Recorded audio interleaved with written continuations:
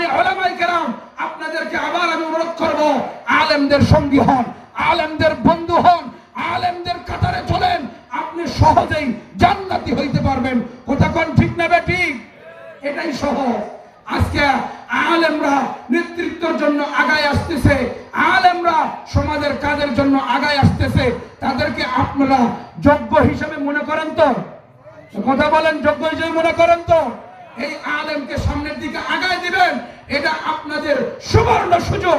যদি আলেমকে সামনের দিকে আগায় না দেন, তাহলে ওই সন্ত্রাসী সেই বিশেষ সংগঠন ইসকনকে প্রমোট করবে ওই সমস্ত দলেরাই, আর আমাদের মাদ্রাসা, মসজিদ, আমাদের ইসলামী তাহজিব তামাদ্দুনকে নষ্ট করার জন্য ইসকনের মতো সন্ত্রাসী দল যথেষ্ট।